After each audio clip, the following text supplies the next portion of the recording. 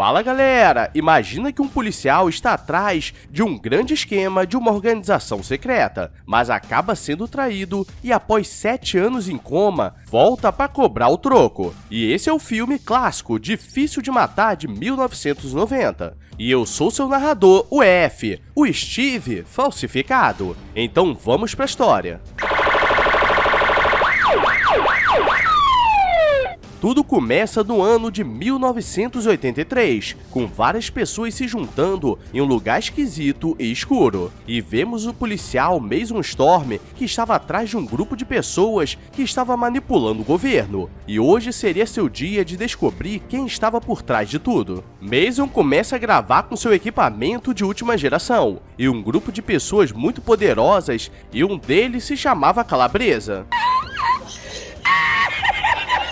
E o outro estava negociando para entrar no gabinete e precisava fazer uma limpa no atual senador, e tudo ficaria certo. E Mason não está conseguindo enxergar quem eram as pessoas que estavam no escuro, mas sua câmera conseguia gravar melhor. O problema é que ele acaba fazendo barulho e um dos capangas quer dar uma olhada, e ele usa o golpe da cobra manca e derruba o cara como se não fosse nada. Eles percebem que alguém estava observando, e todos começam a ir atrás, mas ele consegue fugir por pouco, mas agora eles conseguiram sua placa de carro. Mas para Mason tudo estava certo, e ele liga para seu amigo da polícia, e ele é o único confiável. O problema é que os policiais começam a escutar de uma segunda linha, e ele diz para não confiar em ninguém, que seria o caso da década, que eles resolveriam. E para comemorar, ele vai até uma loja de conveniência para comprar um champanhe, um pó de guaraná e amendoim, pois essa noite seria diferente, pois entram alguns assaltantes na loja e ele não pode mostrar que era policial ou daria muito ruim.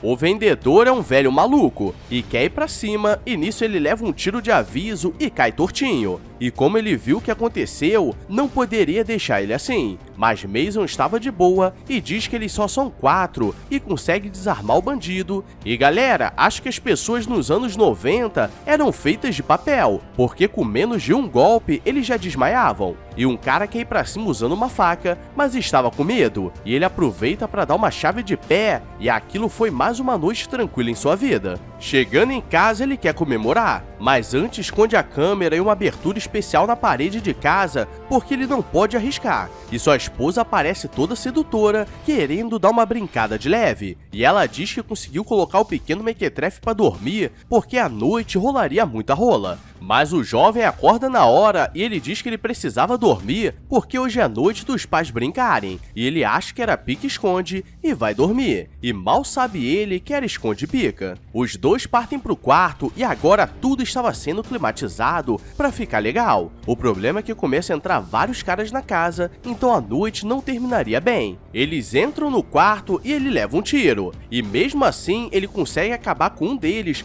mas sua esposa acaba sendo falecida. E ao mesmo tempo, seu amigo que recebeu a mensagem está em casa quando é pego, pois eles não poderiam deixar nenhuma testemunha. Antes de ir embora, eles colocam vários talcos pela casa e muito dinheiro, para tentar o incriminar de alguma forma. E seu filho consegue fugir pela janela, porque ele é um pequeno mequetrefe muito esperto. No hospital, O'Malley, que era seu amigo, vê que Vernon estava dando uma entrevista falando que era um grande amigo do Mason. Está triste pelo que aconteceu, mas ele percebe a falsidade no olhar. E alguns policiais começam a falar que Mason estava metido em várias besteiras, mas O'Malley diz que ele era muito limpo em tudo que fazia. E claramente, esses policiais estão metidos em alguma coisa. E para piorar, o médico aparece e diz que Mason estava internado e deu uma falecida de leve. Então eles nunca saberiam o que aconteceu. O'Malley está sem esperança, quando o médico Canela Fina aparece e diz que ele estava vivo por algum milagre. E ele entra na sala de cirurgia e pega a fita que ele gravou e diz para não contar a ninguém que ele estava vivo ou tentariam ir atrás dele. E galera, aqui começam os momentos que não fazem sentido no filme, pois está cheio de enfermeiras fingindo que estão trabalhando,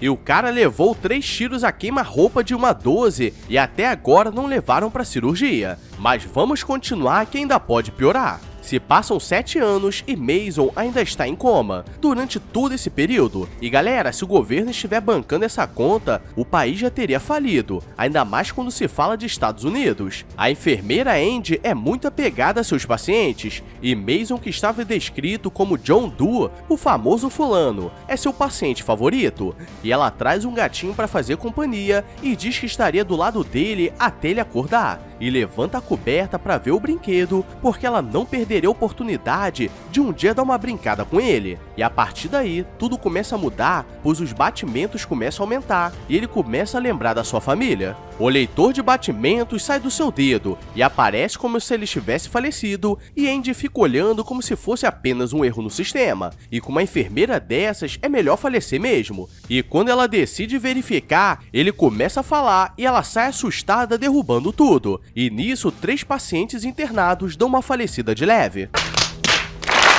Mason é levado para fazer alguns exames para saber se estava tudo bem, e como instrução, o hospital precisava ligar para O'Malley para avisar o que aconteceu. Mas nesse período, O'Malley já estava aposentado e ela acaba passando as informações para os policiais errados. Andy passa para saber como ele está, e Mason diz que lembrava de tudo que aconteceu e precisava sair do hospital antes que tudo desse ruim. Mas ela não quer acreditar e chama o fisioterapeuta, que diz que vai fazer uma massagem gostosa para ele se recuperar. E ao mesmo tempo está chegando um médico estranho no hospital pedindo para ver a lista de internados, mas o segurança do hospital acha estranho, pois nunca tinha o visto, e o cara consegue fugir no elevador, mas quando o policial aparece, ele diz que mostraria as credenciais e o transforma em boneco. O cara precisa esconder o corpo, mas ao mesmo tempo está chegando Mason com o fisioterapeuta, que diz que poderia ajudar ele a descabelar o palhaço.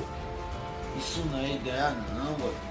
Mas por sorte do Mason, o cara o chama pedindo ajuda e o transforma em boneco. E como Mason não perde tempo, ele consegue pegar um cabo de vassoura e chama o elevador. E Andy vê os corpos no chão, então ele realmente estava falando a verdade. Mason está no elevador subindo e descendo para não ser pego. E por sorte ele para no andar da Andy e ela começa a correr com a maca pelo hospital. E depois desse filme vi que é preciso tirar licença para conduzir uma maca, porque quase que ele dá uma falecida de leve. E na cidade o senador Vernon está fazendo um discurso sobre desarmamento da população quando os policiais avisam que Mason estava vivo. E ele diz para encherem ele de bala. Mason acorda em uma casa grande e começa a se arrastar para saber onde estava. E galera, nunca que uma pessoa que ficou em coma por 7 anos vai conseguir fazer esses movimentos. Acho que nem segurar o furico conseguiria. E andando pela casa, ele escuta Andy falando para a amiga o que estava acontecendo. E ele desliga porque pode dar muito ruim.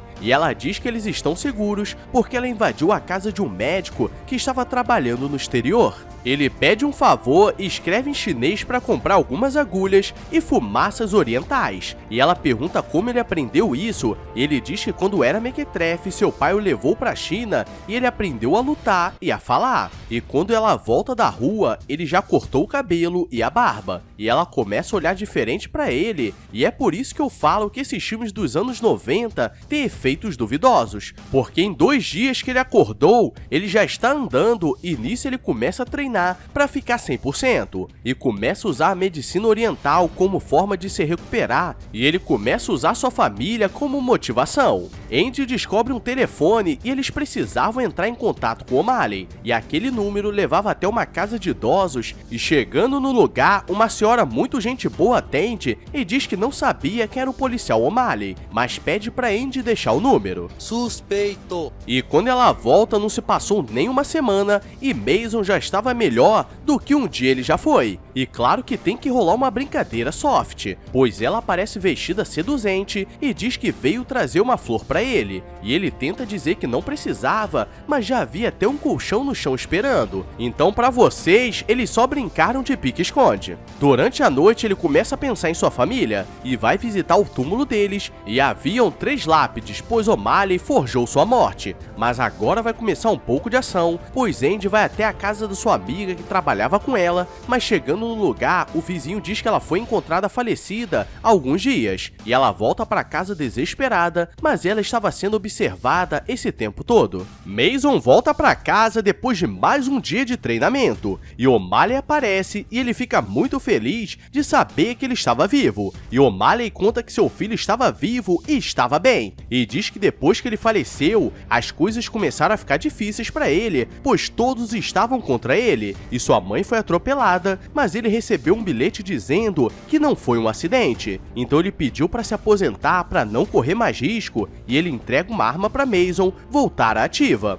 E como teste, ele encontra alguns entulhos e ele diz que acabaria com todos, e vemos que a arma tem munição explosiva, então o bagulho está doido. Caralho, cuzão! Voltando para casa, ele começa a pensar em quem eram as pessoas que estavam naquela noite, e lembra do senador Vernon, e agora tudo fazia sentido. Mas agora as coisas ficaram diferentes, pois ele vê uma sombra chegando, mas era apenas Andy. E ela estava triste por sua amiga que faleceu, e não sei porquê, mas começou a tocar uma música de filmes adultos dos anos 80. Eles começam a se arrumar para sair dali, mas os policiais começam a chegar na casa e eles estão armados até os dentes, mas estamos falando de Mason Storm, o cara que falece os inimigos com meio golpe, usa o ataque da cobra manca e consegue vencer qualquer luta fazendo o golpe da banana invertida. E para melhorar, eles conseguem pegar um Jeep com teto de couro que é mais blindado que um tanque. Chegando na cidade, eles precisavam trocar de carro e alguns caras estão tentando arrumar um carro velho e eles decidem trocar.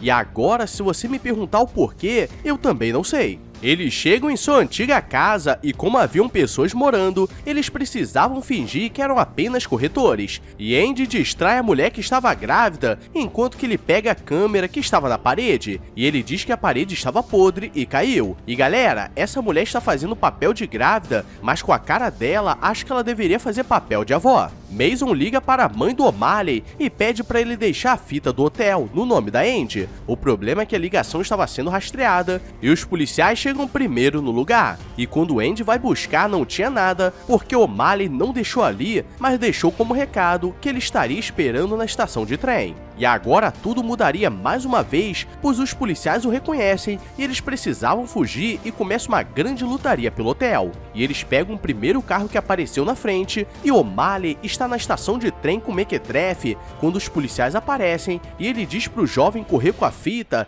enquanto que ele fica como distração, mas ele acaba levando um tiro e cai tortinho. E me pergunto como que eles começam um tiroteio no meio da cidade como se não fosse nada. Os capangas começam a ir pra cima do Mequetrefe, mas por coincidência do roteiro, Mason está passando e reconhece o filho que nunca viu, e consegue dar uma surra no cara, e ele lembra que foi o cara que faleceu sua mulher. E no fim do vídeo, vou fazer um questionamento, então fiquem atentos. Mason entrega seu filho pra Andy tomar conta, pois ele resolveria tudo, e quero ver explicar quem é aquela mulher. E Mason entra na casa do senador, que estava na piscina com uma jovem diferenciada. E o cara é brabo porque chega onde tem vários caras e guarda a arma para acabar com eles na paulada. E quando um capanga vai no banheiro, tem uma mensagem na tampa do vaso e na boa, ele devia estar muito à toa. E como o cara desistiu de cagar por já estar cagado, ele não tem piedade e o cara vira boneco. Agora só falta o senador, e ele o encontra dentro do armário procurando o Mario. Mas Mason não faleceria, pois vale mais a pena o prender, porque na prisão ele viraria uma bonequinha. O problema é que a polícia aparece na hora, e ele estava disposto a se falecer para não ser preso. Mas os policiais já viram um vídeo que ele gravou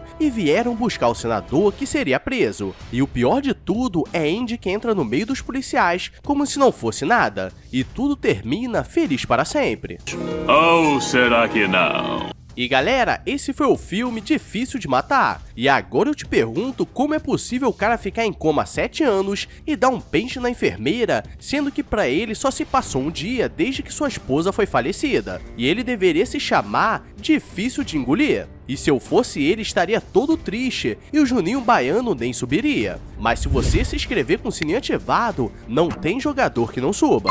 E galera, chegamos em 200 mil inscritos. Estou tão animado que vou chamar o Canela Fina pra comemorar. Eu também. Agora vou nessa, obrigado a todos e fui! I walk a lonely road, the only one that I have ever known. Don't know where